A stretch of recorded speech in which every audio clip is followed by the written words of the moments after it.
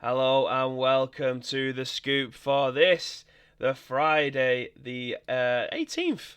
I nearly thought I said the 19th then, but yes, as you can see, I am not in the office today, but there is someone that is sat in the office. He's waving. Hey He's, guys. he's in a very small camera at the moment, but it is Connor, and he is making his second appearance. So he's drawing with Luke at the moment, and so who's going to get the hat trick ball first, mate? It's gonna be me. Like, just by default, I'm gonna just sit in the office till Monday.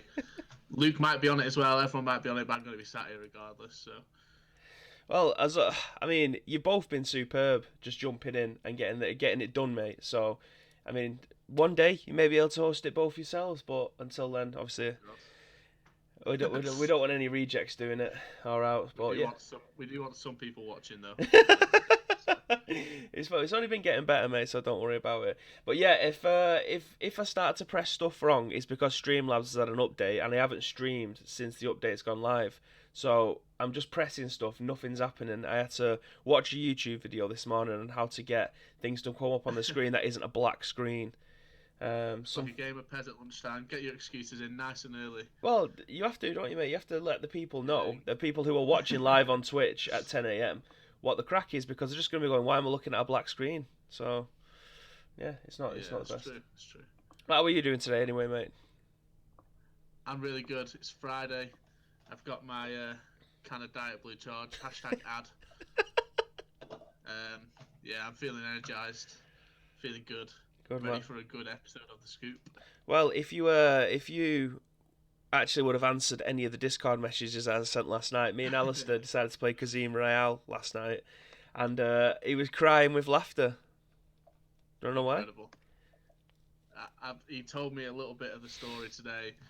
Something to do with a jetpack glitch, if I'm not mistaken. So we was looting around, and he went, "Oh my god, I found I found a jetpack." I was like, "What?" And then all he heard was, and he just goes flying up in the sky, and he goes, "Oh no!"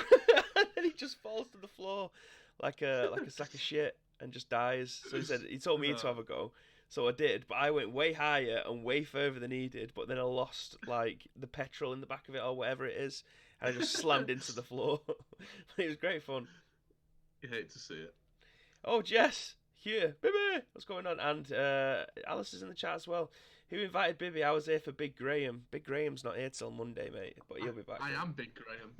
He's like, Graham is regular size Graham. I am Big Graham. well, how are we all doing this morning anyway? I hope you're all fine.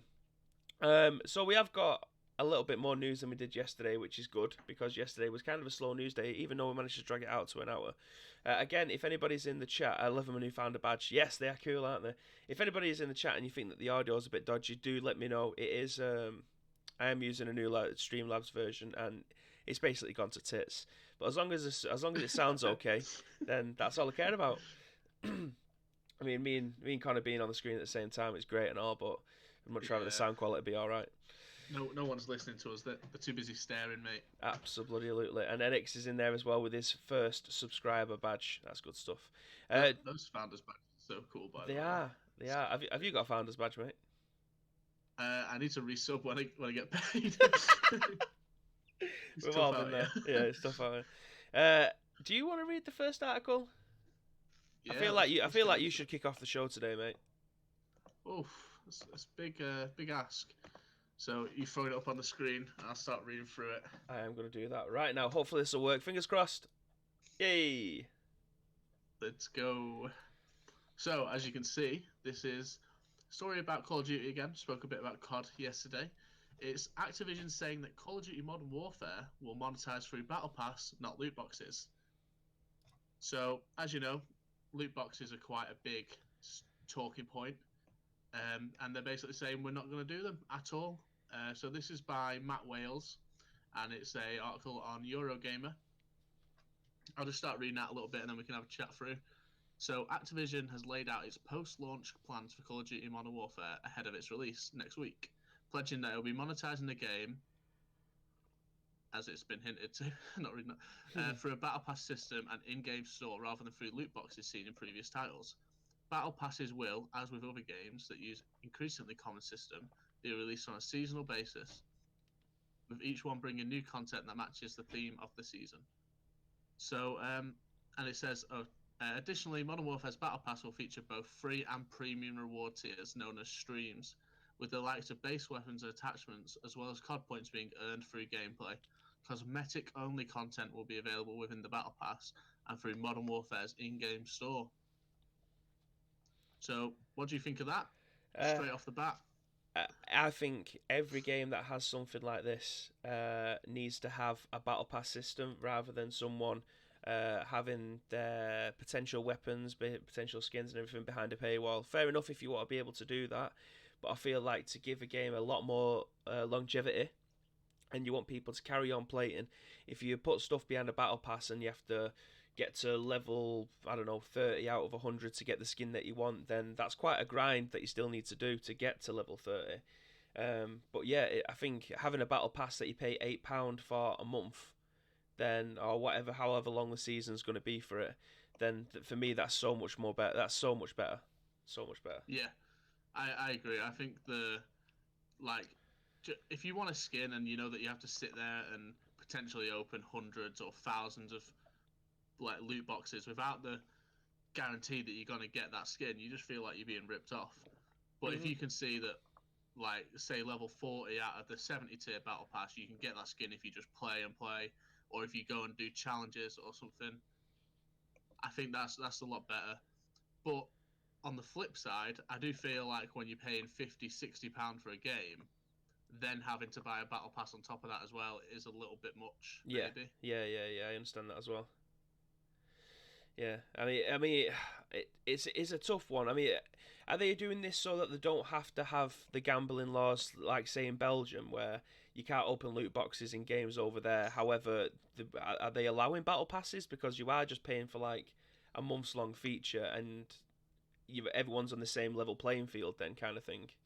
Yeah, I think battle passes aren't included in that because it's not randomized what you get. Yeah. It's like you pay for the opportunity to get, and you know what you're getting up front. Yeah.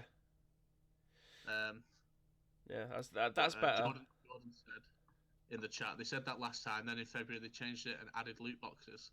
So that's worrying. I didn't play much of the current COD at all, but I didn't know that.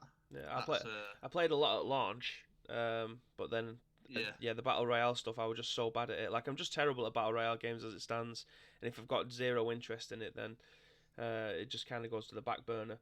I can also see Big Zombie Monkey saying, okay, now you're just being lazy, get to the studio, you lazy fecker. I am heading down to London later on this afternoon to EGX, so it was pointless me driving to Blackpool and then going all the way down to London, so I am going to London from here.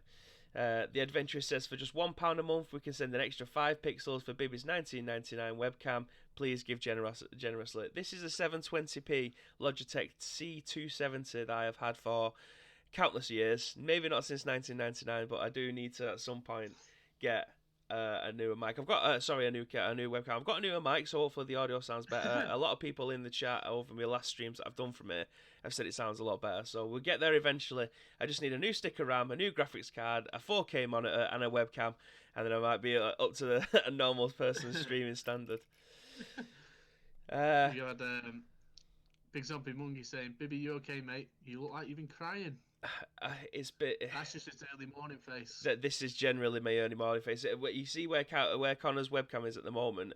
Our camera's usually a lot further back than that, so you don't really see my face unless it's proper zoomed. However, when I'm at home, my camera's like less than a foot away from me, so you see absolutely everything. And it's not great because I've got every single light on as well. Usually I have all these off. So yeah, it's good. I mean, this is perfect for audio listeners. I'm just describing my face. But yeah, it's good to see you guys in the chat this morning. Hope you're all doing well. So yeah, in regards to the loot boxes stuff, I think this is probably an easy way for them to get around places that are potentially against gambling, and it does give a lot more longevity to the game. I'm all for it. I mean, how much is to get a battle pass in Fortnite? Is it like £7? Yeah, 8 quid, something like that. Yeah. But the game's free, innit? So you kind of putting back in what you're getting out of it, because people are going to play. Even if you play it for 7 hours, it's £1 an hour. But with this, I understand where you're coming from. You don't want to shell out 60 quid and then have to pay like £8 a season, shall we say, however long the season is. I feel like it definitely still gives it, like you say, a lot more longevity. Like if you've got something to like FIFA, for example, this year they've added in a sort of like battle passy type system where you've got objectives to do, like you've got levels to grind up to in a battle pass, and Yeah. it gives you so much more to do when the game's dry, because you can go on and know that you have to score goals with silver players, or Yeah. if it's COD, you might have to go on and use a pistol for 3 games in a row to get headshots or something. Well, the thing is It with just battle gives you passes, something to do. yeah, I agree. But the thing is with battle passes, you don't always have to buy them. They might just give you something every 4th level rather than every level. Which I imagine if people are buying COD just for the multiplayer stuff, they're going to be playing this game for hundreds of hours anyway. So for them, adding another £8 every month or every 2 months, it's easy for them in it because they've still got something to aim for. They've got, oh, I can get to level 50 rather than prestiging. I've got another 50 levels and another 50 items that I can potentially have on me. Having me guns, skins, whatever it's going to be. So for me, it's a good thing. I like the fact that they're giving people more than just a level next to the name. They're giving something back to them, even though you might have to shell out a little bit more. I am just reading down in that article as well, and notably, Modern Warfare's new Battle Pass system won't be available when the game launches next Friday. Is it next Friday it comes out? Shit, that's come around quick. Quick on it. Yeah, it's very quick. But yeah, so it's not going to be in the game from launch, which worries me with Call of Duty because they always see, like, what's it called, ranked play. Yeah. Like, ranked play, they literally had it in Black Ops 2. It should be a copy and paste job across, but it takes them months to put it in the game. Mm-hmm. And by that time, you're already looking forward to the next game. Yeah. I mean, so, I don't know. I played a lot of that. I mentioned it yesterday, but I can't remember what it's called now. It's gone out of my head. Heist. Was it Heist? I can't remember. It was in this. Yeah, the CS:GO game mode that's in Call of Duty. I can't remember what it's called. I want to say it's called Heist, but I played a lot of that when it came out. It was so good. Yeah. But yeah, I mean, I don't think I ever played it ranked because I am a terrible first-person shooter player. But yeah, I'm looking forward. I will probably pick up this game at some point. I do enjoy Call of Duty. It's not to the extent where I'm going to be spending hundreds of hours playing it, but I do enjoy. If I just need to, like, I've started playing Battlefield again. If I've got 10-15 minutes, I can just dip in. And also, there's another game that I've been playing, like, just dipping in and out of whenever I get 6 or 7 minutes. I'm not going to mention its name today. Did you play any of the Call of Duty beta? I did not, and I got absolutely battered for it off my friends because they all see me as like the supreme gamer. Like, all I do is game, all I do is just play all day, every day. 8 p.m. Yeah, as long as it's before 8 p.m. Yeah, they just think that I sit there and anything that comes out, I'll just sit there and play. I'll get it for free, and I'll be writing reviews. Little do they know that that is far from the truth, and I go to bed at about 9 o'clock every single night after watching any kind of rom-com that makes me cry, as per Zombie's comment. I'm convinced that's what my mum thinks I do for a living. Like, she thinks that, like, I just get given games and we just play games all day in the office. I think that's anybody who's not far off. Well, yeah, anybody that's out of like the gaming sector, and you say, yeah, I work for a video games company. We do all sorts of marketing and outreach and promote games and, you know, put on these esports tournaments. Yeah, they'll forget everything that you're saying. Go, so you've got a PlayStation on your desk and work and just play games all day. It's like, are you for real? What have I just said to you? Yeah. But yeah, apparently that's what people say. I just stopped correcting it now. I quite like it. Yeah, all they do is just play games all day. It's great. Yeah, like I'd love to hear it explain my job to some of the friends. Yeah. Like, when I'm not there, it's like, yeah, he builds games. He builds games from the ground up. So I'm just I've got the next article up, but it was the tweet version. And I've just seen Sugar Babes is trending. Not that it's got anything to do with this kind of... Why is the Sugar Babes trending? Anyway, yeah, okay, so the next... A great comment from Big Zombie Monkey. My mum thinks I work for you guys because whenever she comes over mine, I have your stream on, and she thinks because you interact with me, it's some kind of conference call. Mate, next time your mum comes round, just sit there in a suit watching our streams and just nod every now and again. That is absolutely incredible. Oh, fucking Right, so the next article then it's a two-pronged approach because one part is from Twitter, Ooh. the other part is reacting to the article that I'm guessing this person's wrote. I've not put that down actually. I probably should do that. Yes, it is. He's just reacting to his own article, which is good. Yeah. Which is weird actually because you said that there's more information in his tweet than that's in the article, so that's Yeah, I'm interesting. pretty sure there is. Like maybe he updated the article, but Yeah. Right. Okay. So this one then comes from Adam Fitch. The source is from Esports Insider. So I'll bring up the tweet on screen and then we'll deep dive into the article. How does that sound? deep dive. Deep dive. Right. Let me just zoom in. Boop, boop, boop. Okay. It doesn't want to zoom in. That's good stuff. There we go. Sources PUBG Corp cancels revenue share items for PUBG Global Championship, breaking a year-long promise to team owners. The developer will announce the decision later on today. This is the kicker that's underneath. It's his reply to his own tweet. 50% of the PGC 2019 item revenue will be shared amongst participating teams. 25% will go to the PGC prize pool, in addition to the already announced $2 million sum. The other 25% will be shared with teams through the Pick'em Challenge event. This is not good at all. Yikes. I agree with him. I think it's really bad. I had a sort of read into it yesterday and to sort of like do a summary of it. Basically, they were sort of promised a lot more, and then everyone thought they were getting nothing, and then they came back with a little bit. So 25% of it just goes straight into the 25% of the 50%. Yeah. I believe goes straight into the prize pool, and then no, sorry, of that 50%, like half of it goes into the prize pool. So then a 25% total of what they were all meant to be getting is split amongst 32 teams, and it's based on votes. It's based on a fan vote. So yeah, look at that. His tweet there just below. Yeah, just below. I've got it. Yeah. 25% of the revenue will be split among 32 teams, in which fans effectively vote for which teams get the biggest piece of the pie. Oh. It doesn't make sense, like, because you're basically just saying that all the smaller teams, that even if they're the better players but have like lesser personalities, you're gonna get hardly any revenue. Absolutely. Unless you literally just win the tournament.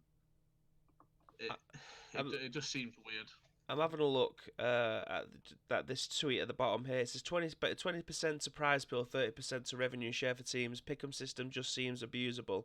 And his reply to that saying Chinese teams are going to enjoy receiving most of that 25%, which is absolutely true.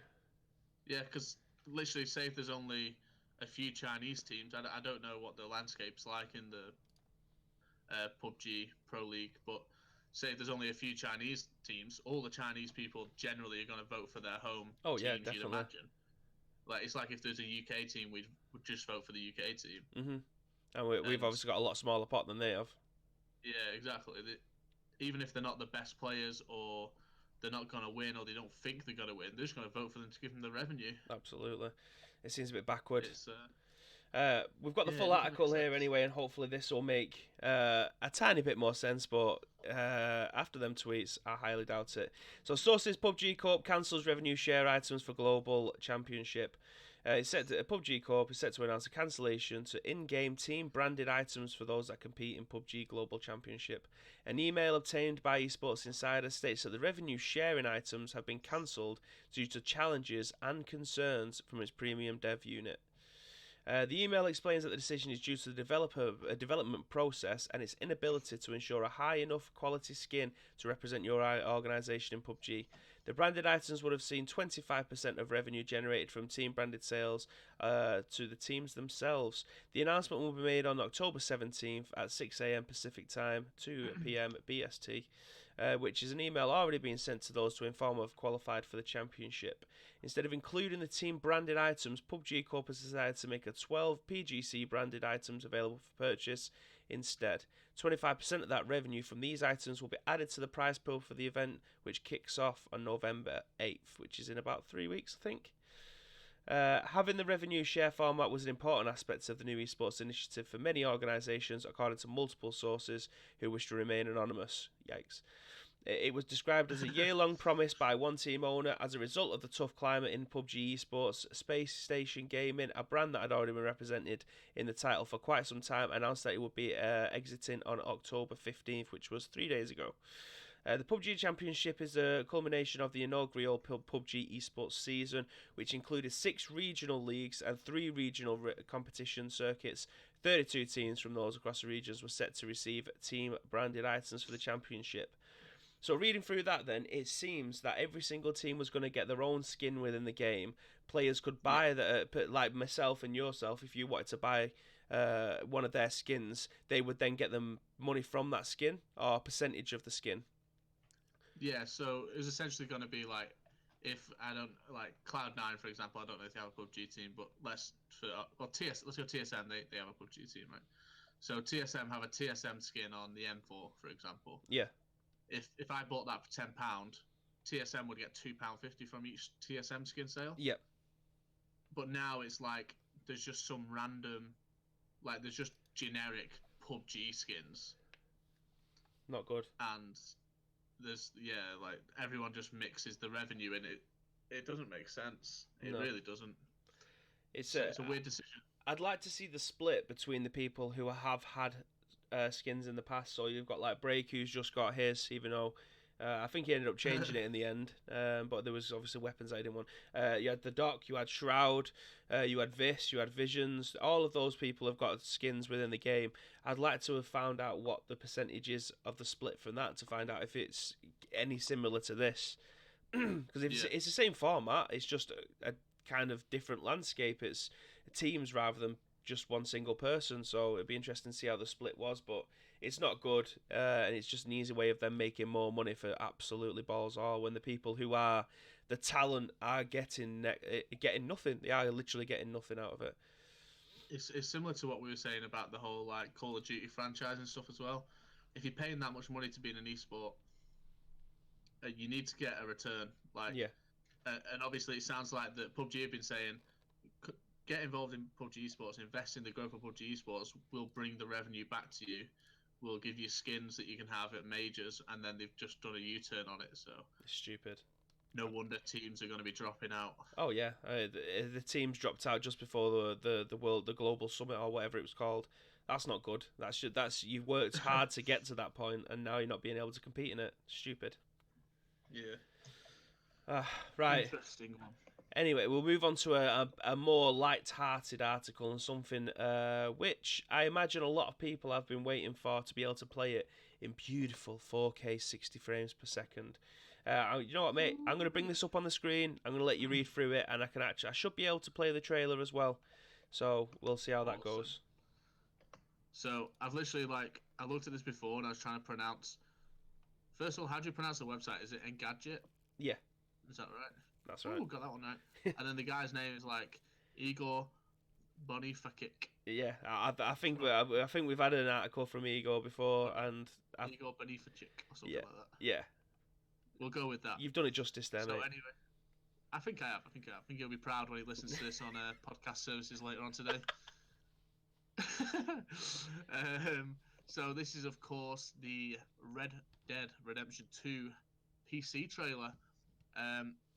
As Baby mentioned, it's in 4K, 60 frames per second, something you can't even get close to on the consoles. So Red Dead Redemption 2 developer Rockstar Games has shared the first trailer for the upcoming PC release of the game, which showcases the open world western running at 4K and 60 frames per second. You just love to hear that, don't you, Baby? Absolutely, mate. Beautiful. It also offers a glimpse of some of the other graphical enhancements that the studio has built into the game. We detailed all those enhancements as well as the game's minimum system requirements in a post last week.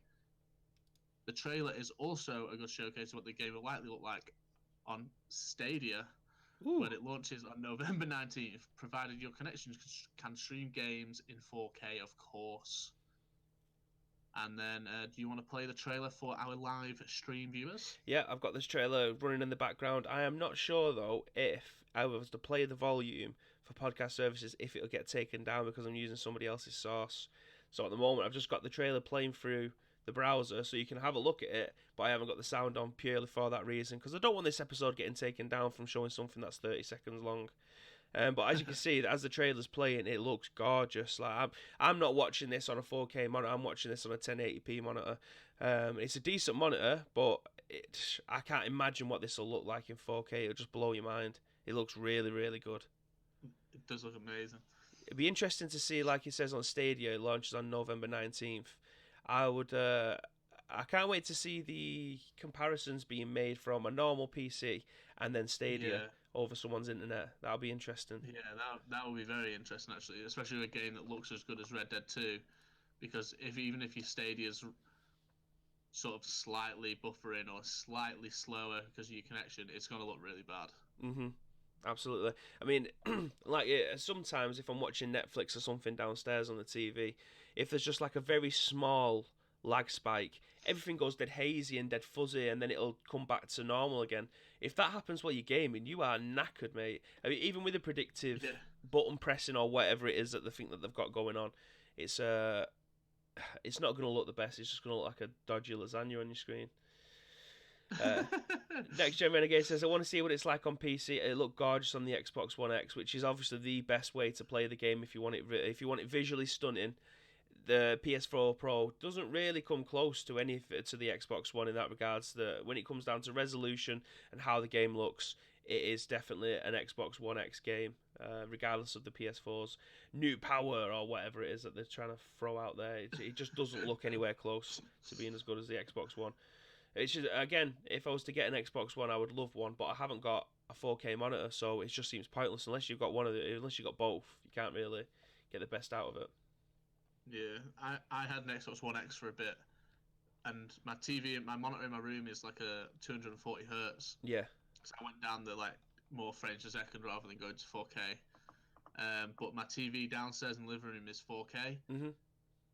So I found myself just bringing my Xbox downstairs just to play stuff in 4K, and then I was like, but I don't really want to play on a 55-inch TV. It's not exactly good. But yeah, 4K does look cool. Like, it's crazy to think that like I've not even fully upgraded to 4K yet. No. And the next gen console's at 8K. Yeah.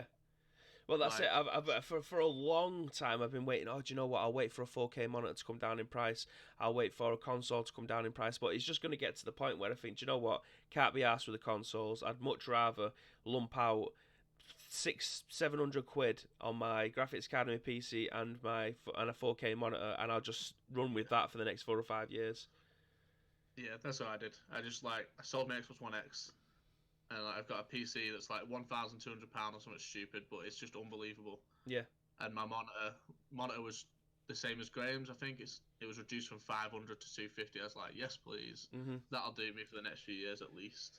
That's it. That's what I want to do next. I don't even know if I'm going to get the PlayStation 5 at this point.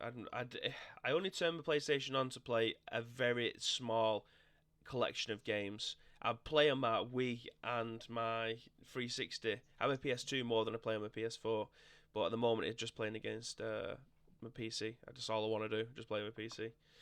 Next Gen Renegade says that was only native 4K. Native 4K on the Xbox One? I imagine so. Yeah, I think you're saying the Xbox One X was the only native 4K. Right, okay. I think. Makes sense. So we are actually flying through these articles today. How long have we been live for? 35 minutes. That's not bad. So Adventurous just pops in to say 1200 on PC, and we end up playing games that use kitchen utensils for armor. Yeah, that was Casino Royale last night. Honest to God, if no one's played Casino Royale, play that game. Graham's going to absolutely bat on me for this, but playing a PUBG game, for me, it doesn't feel right. It feels a bit clunky. It feels like when you're running, you haven't got full control of your character. But I can't describe it until you play it for yourself. You won't understand. It's weird, but it's really funny. Like last night, I was running around with a colander on my head because that's what you use for armor. It's mad. While you're talking about PUBG quickly, did you see the update they did recently where you can like throw pans now in yes, in private games and stuff? Yeah, that looks amazing. Yeah, we should have an office battle royale. I agree. This is what we said. I think me and Alistair was talking about this last night. We need to branch out from Pez and dinner and just play battle royales. Like we had a good stint of Realm Royale at dinner times, and we was getting dubs left, right. Yeah, it got too easy at one point. It was a bit boring. We were just like, another win, whatever. Do you remember that day? What were we doing? I can't remember. But we won like. We were streaming, weren't we? A few days. Oh yeah, and we won like 5, 6 in a row. Something stupid. Yeah. Oh, that was the best stream we've ever done. Oh yeah, there you got that hilarious clip of me laughing as you're falling down the mountain. Oh man, that was good. That was good. All right, So so what, this what's our one, next story, Billy? this one is for the oldies that are in the chat, the old school gamers, the ones that love a good old handheld console. And this for So me, we've done a story for Jamie, and he's not even here. exactly. But you know, you can catch it on podcast services, mate, later on in the day. Yeah, that's true. That's So true. if he's on his way back on the train, he can download it before he gets on the train. He'll be like, "Oh shit, what they're doing here." So we'll link him to this. We'll link him to this because he'll be absolutely We'll loving link him to a video on how to download as well. it. Sorry, Jamie. So this is on Kotaku and it's been written by Mike Fahey. I think it's a silent EY. I'm not sure. Unless he tells me how to pronounce it, that's how I'm going to pronounce it from now on. But yes, this is the best retro console creators are making a Game Boy. So if anyone's played an analog system before, they look great. They are the best of the best. Now, they do cost the best of the best, but if you want to play native games via cartridge or whatever, analog systems are the best. They do a SNES one. They've done a Mega Drive one. I think they're the only two that they've done. There's rumours that they was doing a Dreamcast and an N64, but I suppose we'll wait and see for that. But Analog are the premium manufacturers of these retro consoles, and it's good to see that they are using or going back to a handheld one. But we'll read the rest of the article anyway. Having crafted 3 outstanding high-end, high-definition retro consoles, the NES, the Super NES, and the Sega Genesis, I was nearly right, Analog are going portable. Launching in 2020, the Analog Pocket is $200 or £156 in the UK. Handheld gaming system that plays the Game Boy, Game Boy Color, Game Boy Advance games on more than a 3.5-inch 1600 by 1440 pixel display. This is also a music synthesizer and a game development platform. It's a lot. Woo! So already, Jess is getting involved saying this went on my Christmas list to Santa as soon as I saw it. Everyone's going to love this system because it not only does it play these games, I will continue the article and you'll see more. Like the Analog NT, Super NT and Mega SG retro consoles, the Analog Pocket does not play games via software emulation. It utilizes an FPGA or field program gate array, Jesus Christ, chip to simulate the original game system's hardware level, rather than being interpreted through software, which can be a result of all sorts of sound and visual inaccuracies. This effectively is a Game Boy, Game Boy Color, and a Game Boy Advance. And since the FPGA is also versatile, the Analog Pocket will also be able to use adapters to run games from other handheld systems, including the Game Gear, the Neo Geo Pocket, and the system that I think Lee's ended up buying 4 of because he couldn't get a working one. Yeah, the Atari Lynx.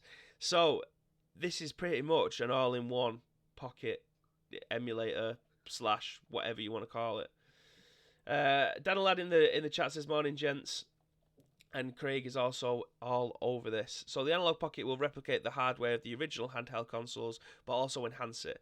It's pixels per inch. It's 10 times the resolution of the original Game Boy. It's the most advanced screen that's ever graced a dedicated gaming handheld. It's also got stereo speakers, an SD card slot, a rechargeable lithium-ion battery, and even includes the original Game Boy Link port in case you want to break out The Legend of Zelda 4 Swords Adventure. Now, I didn't realise that it had an SD card slot, and they say that you can't run emulators on it. I think you're pretty much opening yourselves up to get this bad boy hacked by the time it comes out. Very interesting. Along with playing games, the Analog Pocket comes with a built-in audio workstation called Nanoloop, blah, blah, blah. No one cares about that. I've just seen, I can't believe it. It's got a picture of something in a dock, and it doesn't mention the dock. So that's interesting. So you'll be able to put this on your TV and play it. But what controller can you use? Can you use any controller? I think he's missing something here. This is a you story all over. Absolutely, mate. Was you old enough to have any kind of Game Boy? Oh, I had a Game Boy, yeah. What Game Boy did you have? Oh, I don't know. Actually. I don't remember what I had for dinner last night, so. Oh. I mean, I imagine it was a colour by the time I got one, but that was just because Mum and Dad were cheap. What's wrong with the Game Boy Color? At the time, there was the tits. Yeah, no, but I mean, like, they wouldn't get me one when I was younger, so. I'm currently fishing for something. 1 second. This is good. This is great for audios. Oh, I can't find it, but I have actually got my Game Boy Color on this desk somewhere. I've got my Game Boy. Oh, it's on the screen. Oh, it's only got the article on the screen anyway, so you can't see me dipping under my desk. I've got my Game Boy SP with Pokemon Yellow in and Wolverine's Revenge. I'm sure I've got another Pokemon game up there, like Leaf Green or something. One sec. Everyone in the chat saying I had the original. Damn. Feeling. I had the original. Sorry, can't relate. Ooh, is this it? Yeah, I've got it. I'm pretty sure I've had an original at some point, like maybe like my brother's or something, but it wasn't mine, and I didn't buy it when it came out, obviously. Oh, I absolutely love mine, mate. Like, I can't remember if I played any other handheld, probably more than I ever played this one, purely because I could take it anywhere I wanted, and obviously I was only a kid at the time when I had it. I mean, I've got my mic pointing down towards me as I put all this crap back off my desk. I've literally just pulled everything out from it. I feel like Nintendo DS was probably more my sort of like handheld that came out in my generation. Oh yeah, definitely. It was like, 2004, I think that came out. Yeah, I think so. Like Game Boys were class and stuff, but obviously like Nintendo DS's were just like easier to get for like my age range, I guess. Absolutely. I mean, at the time when the DS came out as well, I do still think it's the best selling. Wow, that is a lovely top. Oh my god. You know what? Every single time you've been on so far, the 2 times, I've been wearing a Buzzkill jersey. Oh, you always complain that you've got no Buzzkill merch. Well, I've only got 2. I've only got this t-shirt and a hoodie. So if you want me to wear more on stream, then just give me more. Just the 2. So yeah, I've got my Nintendo Game Boy Color right here, and I've got my SP. However, I'm just having a look at the cartridge that's in here because I have absolutely no idea what it is. So this is definitely something that my granddad's ended up buying me, as he's seen it in like a Thailand marketplace or something when it was over there many years ago. But it's got ISS Pro Evolution Soccer, Batman Forever, Indiana Jones, Yoshi's Island, DuckTales, woo, Super Mario World, Asterix, Batman vs the Joker, and I can't remember I can't see what the other one is. It's slightly faded now. It's been a long time since I've played these, but yeah, I've still got my original Game Boy Color. This would have been from probably 99, I'm gonna say 99, 2000, and I've still got it. I try to keep hold of as many old things as I can. I don't have my SNES anymore. I don't have my Mega Drive, but anything that was mine and mine only, I still end up keeping. So yeah. Having a look at the chat. Someone said money. I also remember the Pokemon printer. Nice microphone, Bibi. I think we've got the same microphone there, Dad and Lad. And Mum still plays the Game Boy Advance with original Tetris. What a banger. I watched the Origins last night. Any of you that are interested in, obviously, any kind of esports or the world of video games, do watch Jinx TV. If you've got Sky, look for a series on there called Origins, and they go through all the old stuff and how the games were made and how they came about, all the legal battles that potentially went around it. And last night's was Tetris, and it's unbelievable what they had to go through to be able to get that game manufactured. I'm not going to spoil it, but there is also another series on YouTube. That's the what's it called? I can't remember. The video, the Gaming Historian, that's it. The Gaming Historian, he does amazing documentaries. They're like 40 minutes long of all these old series. But yeah, Gaming Historian or Jinx TV Origins, have a look for those if you're interested in anything like that. They're brilliant. Big Zone won't have the cash pounds. My parents bought me that for my birthday. Okay, so we're up to date with the chat. Again, if you do want to get involved in this show as it goes out live, we are live at 10 o'clock every single weekday, live on Twitch. This will then be ported over to YouTube moments later, as well as on podcast services later on in the afternoon, which include, go on, Connor, hit them with me. Oh, Spotify, Google Play, SoundCloud, Twitch, VOD, YouTube. No. I don't know. We've got 4 podcast services, mate. Come on, you do the links for them every day. I know I do. What? I was right there, wasn't I? There's I link 4. iTunes, I link Spotify, I link SoundCloud, and I link YouTube. Google Play. And Twitch. That was it exclusive. Wednesday's exclusive, Google Play. But anyway, we're on podcast services. All the major platforms, you can get this and digest it whenever you feel like doing.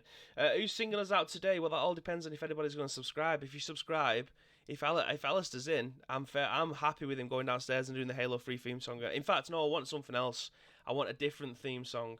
So if you are in here and you haven't subscribed, subscribe, and then we'll see what he comes up with today. That's going to be our new little jingle on the way out. Bibby doing us an Oasis song, not going to happen. That requires 2 subs live on Twitch. So, one, literally, you got a Twitch Prime sub sat there. It's free. Hit the sub button. We get Alistair singing Barbie Girl. There you go. The request has been made. So we've got 3 articles left. Oh, we're flying today, mate. This is definitely yours. You can have this one. Oh, is it? Yes, it's definitely yours. It's something to do with Fallout 76 that nobody's interested about, but it's news and we have to deliver the news, mate. Alright, is it up on the screen? It is. Do Barbie Girl by Aqua, but change Barbie to Bibby. That's great. So, this is Fallout 76's big human NPCs update. Oh, I've got a pop-up. Delayed until 2020. Do you know what I say about this one, Bibby? Surprises nobody. That's a big yikes. That's a major yikes. it's wow. So, Fallout 76 Wastelanders update, which was to add human NPCs with dialogue and quest lines, more like a single-player Fallout game, has been delayed. Shock horror. In a post on its website, Bethesda explained that the update is turning out to be rather ambitious, and as a result is being pushed to Q1 2020, which will then no doubt be pushed to like 2022. We're excited about how Wasteland is coming together, but it's going to need more time to be the best and most polished update it can be. The announcement states, Wastelanders is turning out to be one of the largest expansions we've ever done, and it changes the entire world with human NPCs returning. The announcement goes on to lay out a roadmap for future plans. Those include reworking the atomic shop and challenge and reward systems while maintaining a careful approach so that players can't buy a competitive advantage. Bethesda says that it's also working on the quality of life improvements for 2019, along with more new events, the perk loadouts, legendary play systems, and public test server. So, all those updates sound great for the 76 people who still play the game. I mean, so, you know, it's definitely it is a big yikes because they have kind of tarnished a brand that is. To be fair, I thought it was hard to mess up. It's a brand that you know what you're getting from a Fallout game, very similar to what you're getting with an Elder Scrolls game, and they still managed to balls it up that much that people just didn't want to play this game. And I would love to see the base of the number base of people that played it on day one and the people that played it a month later, and then what it is now, because I imagine it's drove right off a cliff. As Big Monkey says, Fallout 76 one of the worst games of all time. I can't see anything being worse. So this goes right on the pile with Anthem and the original No Man's Sky for me. Yeah, the Fallout 76 and No Man's Sky before like its 4th year update, just exactly the same problems. Like, just an absolute nothing game. Like, there's no content. It's just utter crap. Yeah, I mean, even Alistair said, yeah, go on. Alistair said, I played 76 until level 60. Had to really push to keep enjoying it and stay focused, but no, it honestly needs something like this. But will it be enough? I think it'll be too late. That's the question. Will it be enough, and will it ever be added anyway? Yeah. The fact that it's taken this, what was a quote? It was a brilliant quote because it just shows you how out with the depth they actually are. Where is it? Wasteland is turning out to be one of the largest expansions that we've ever done, and it changes the entire world of the NPCs returning. Like, how do you not? How is the person who's looking after this game not have a roadmap of, okay, so we're going to say in 12 months' time we're going to add NPCs. This is going to be the date that they're going to be going in, and this is where we're starting. We need to deliver everything that's in between this, so that includes NPCs in this town, which will send you on this adventure. Then once you've done that, you go back and you collect your stuff. You go to another town, you do this, you write all the dialogue, blah blah blah. Like, they've had this game for so long with no content. How is it taking them so long to be able to put content in? That should be, I want to say fairly straightforward, but obviously the game was in that much of a mess that whenever they're putting something in, it's balls and something up somewhere else. Yeah, well, it's been out for like 11 months now, so basically a year. Mhm. And it's been out for a whole year. Like, people there can't be many people playing it, and you're thinking, right, let's get this big update done while it's still salvageable. But no, like, it's not. Like Alistair just said, like, they expected everyone to be the NPCs. They expected it to be so popular that NPCs would not be needed. But as it's a mess, no one stayed with it. That's exactly the point. Like, if you're making a game that's going to rely on community so much, you need to make sure that you've got players. Absolutely. So delaying big updates like this only makes it worse. Big zombie monkeys comment.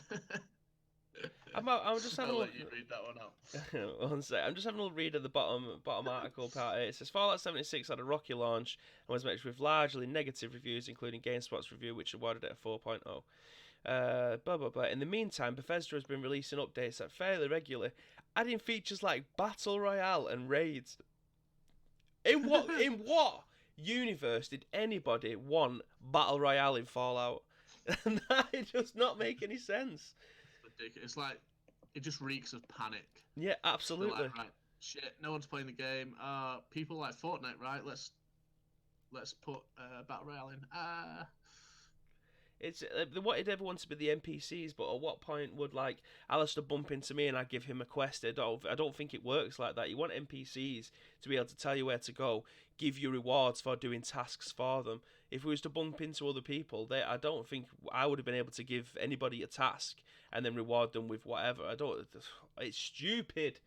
Anyway, it's even like Alistair just said now, like, even the quest that he did get, the content just seems dull and sort of meaningless. So, quest 5 was go look for the missing boy. After reading 2 books, listening to an audio tape, and asking a kitchen robot about where he was, it suddenly came up, quest completed. Well, what's the point in that? So dumb. Like that's just literally nothing. That's just like, you just have to. It's like, learn how to do something. Oh, I've read a book and now I know how to do it. Yay. It's like, you want to have some sort of grind, like, in a game like that. You want to, like on Elder Scrolls, like, you want to, if you have to like learn how to make a sword, you want to have to go mine it, and then you want to go smith it yourself. But you got to learn how to mine the rock for it and stuff like that. So. But the best part of playing games like Elder Scrolls is they will give you a task, and then they won't hold your hand in doing it. They'll just say, go over to this place. You have to find out what iron ore or what kind of pewter sand or whatever it is that you need to get to be able to craft stuff. It's just, I don't understand it. I don't understand it. Like, how can you ruin a franchise that's so beloved by everybody? Like Jess said in the chat, New Vegas has been ruined for her. Like, I absolutely understand it, because that is probably my favourite Fallout game. And they're bringing out the Fallout collection at the end of either this month or November. I can't remember which month it is, but it's definitely something that I'm going to keep my eyes on. For £25, you can get every single Fallout, barring this monstrosity which they brought out. Which adds more value. Absolutely. That makes the £25 go even further if you don't have to get that. Absolutely. So still more content than Pez. Yikes. So we've got two more articles left for today. This one is coming in from Eurogamer, and it's written by Wesley Yin-Pool, deputy editor. There it is. It's on screen now. If you buy the Xbox One version of The Outer Worlds on disc, you need to download 38 gigs in a day one patch. Oof. How is this still a thing? Like, I understand that the Blu-ray discs or whatever it is that they're using nowadays only has a certain amount of data on that you can fit on, and I absolutely understand if you need them to download the rest of the game. However, if you're having 38 gigs a day one patch to patch shit that you've done wrong, you can't be doing stuff like that. I don't care. That's a whole game. That is a whole game. That's a whole game. It's stupid. But the physical version of The Outer Worlds on Xbox One has a huge 38GB one-day patch. The physical PS4 version only has an 18GB patch. Okay, so I've got a feeling that this, with it being graphically better on Xbox One, maybe it is just the graphics itself you'll have to download better cell shading and better draw distance, all that crap. But still, 38 gigs, that's a lot. This includes tweaks to optimization and fixes. If you buy digitally, you won't have to worry about the patches it's included in the download. The patches are included in the preload game. But if you buy the Outer Worlds on a disc, be prepared for a hefty download. According to the Microsoft Store, Xbox One version of the Outer World weighs in at 36 gigabytes. So this day one update is around the same size as the game itself, which is quite something. To experience the game in the best way possible, please make sure to install the update before playing. What about if you don't have fast internet? What about if you don't? Well, it's like if you buy it digitally, you don't have to worry about the patch. It's included in your 700 gigabyte download. Don't worry about the 38 gigs. We've added it in. God. I miss the days of being able to go to a midnight release, getting home at 12:30, putting the disc in and playing as soon as the disc started spinning. Oh my God, this sounds like it's been written, and a comment from you. The news hasn't gone down well among some people interested in buying the game. Obsidian forum user says, "Yikes! I'm excited for this game's release, but that 38 day one patch for Xbox is going to be a major inconvenience. I pre-ordered the game on physical media so I could avoid the significant download, but judging from the size of this patch, it's going to be the equivalent of downloading the old game.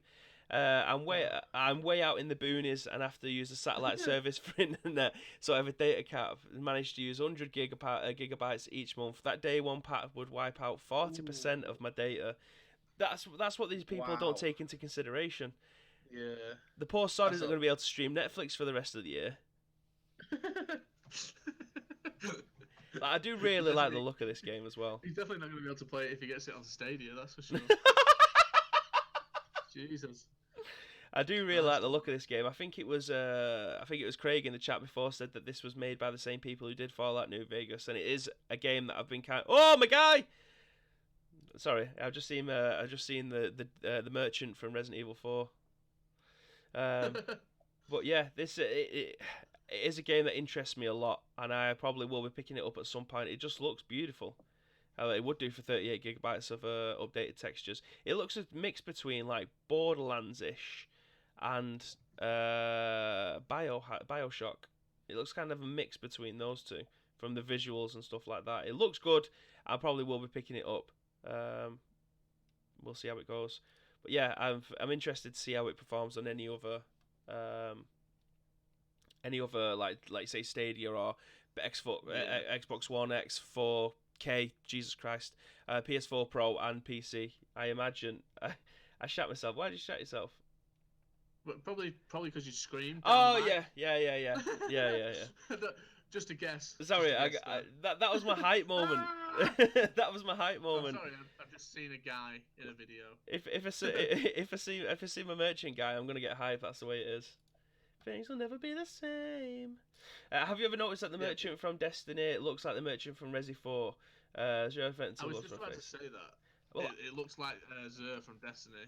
I don't play Destiny. It's just that classic hooded look with like a dark face and like, yeah. I did think he looked like him, but I didn't quite click until you just mentioned it. Then. Well, if you approach the guy and he doesn't open his cloak and go, "What you buying?" then I'm not interested. It's not my guy. No, but I've noticed that the Halo 4 and Stellaris Galaxy Commander look identical. Oh, you are absolutely right. Wow, we should get that on breaking news. He's definitely got yesterday's show notes up. Stellaris Galaxy Command. Shocking. Like, Halo should know better than to copy, you know. I'm going to ask you a question now, Connor, and I want the rest of the people in the chat to answer this question as well. If you didn't see the article, or find the article, which we have readied up, what do you think? And I'll give the chat about a minute or so to think of the game, what they think is the best-selling game of the year. I'll give you two guesses. You can give me your top two, and I can pretty much guarantee, unless you've seen this news before, you will not have this game as your top two. 100%. So I'll just I know this isn't great again for podcast users. I do apologise. But again, if you want to get involved in the show, then feel free. I know it's at 10 o'clock and some of you might be in work, but if you just want to have it on sneakily, you can have it in your pocket, have the earphones in, shout out the answer to your boss that's at the other side of the room. We just want it to be all inclusive. which is why you can get it on podcast services later on in the afternoon. But if you could pick your top 2 games of this year, which you think has sold the most, I can pretty much guarantee that this game is probably not going to be in your top 2. And it's taken a while for people in the chat to come back to me, which makes me think that they are Googling this. We've got Dad and Lad Gaming saying Madden. Have we got any more? So, Bibby and Tina, saying, I know, I think it's the NBA game, isn't it? Jess saying NBA 2K. Yeah, they've seen the show notes, haven't they? They have seen the show notes. Disgusting. Absolutely disgusting. No, mate, I'll let you round off this episode with this one.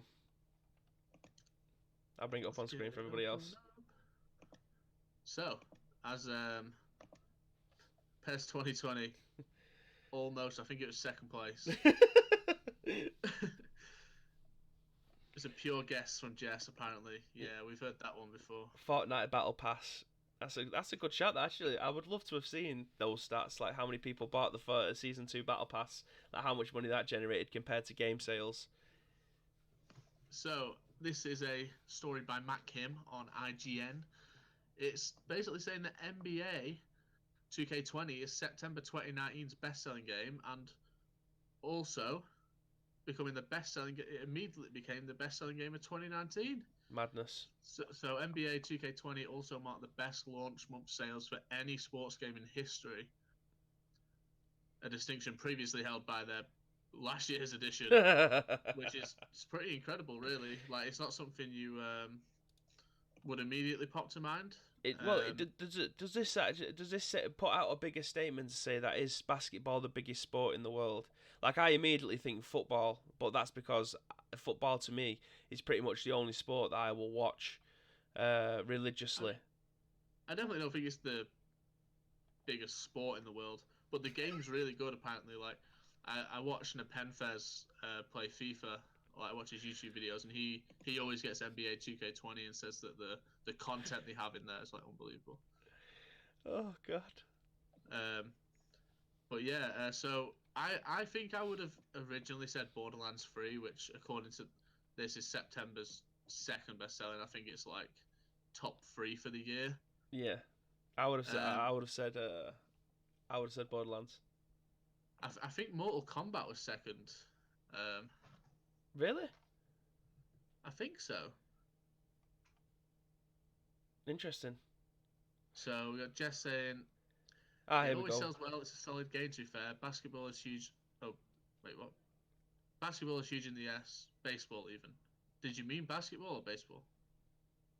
I'm confused. Yeah. Nah, NBA 2K20 sells because it's a great game. FIFA and PES are not even close to replicating their sport as well as NBA 2K20 does. I'd agree with that.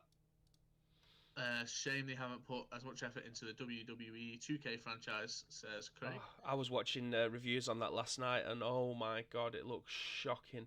Like, there was one bloke who got flown out by WWE to come and review the game, and he was like, just don't even bother. Like, in its current state, if you're running towards another wrestler and you're gonna hit them, like just with a strike, you just completely miss them. Like the hitboxes and everything is just all over the gaff. Last year apparently wasn't that great either, so we'll see. I can see Dare to DMAC in the chat as well. He's saying morning all, football is the biggest sport in the world by a country mile. I agree. It just, for some reason, it doesn't translate well to football games. In regards to sales, like if you was to put foot and my club microtransactions together, fair enough, it might outsell and bring in more money than most games, but actual physical sales of the game, it doesn't seem to do half as well as these American sports, especially Major League Baseball games. They seem to go through the roof with sales. Everyone seems to love them.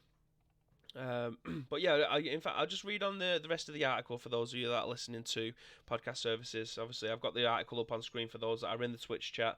But for those of you at home, you only get to hear what we say. So the NPD Group published its monthly sales report for the video game sales of NBA 2K20. Beat out games like Borderlands 3 and August bestseller Madden NFL 20 to become the best-selling game of September. Gearbox's looter shooter set the franchise launch month sales records by the Borderlands franchise. The Borderlands 3 is currently the third best-selling game of the year. In hardware news, the Nintendo Switch was the best-selling console of September 2019 and the best-selling platform of the year. Crazy. The Nintendo Switch recently sold 50 million sales. I'm assuming that's combined with the Switch Mini, or Switch Micro, whatever you want to call it. But yeah, that's this year's and the September's best-selling games: NBA 2K20, for Borderlands 3, FIFA 20, Link's Awakening, Madden NFL 20, Tom Clancy's Ghost Recon Breakpoint, Gears 5, Code Vein. God, I don't even know what Code Vein is.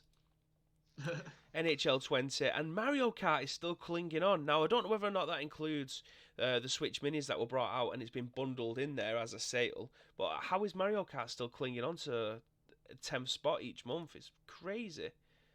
That is pretty wild. It is an incredible game, but Mario Kart, but I can't believe it's still... I can't remember when it came out. It must be a year and a half ago, if not more, that Mario Kart came out. In fact, it must be at least 2 years since it came out, and it's been in the charts for that long still.